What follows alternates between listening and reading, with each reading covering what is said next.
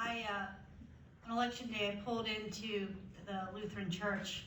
I parked on the right side of Miss Sloane's tent, and I was handed a ballot that was the sample ballot for the Republican Party.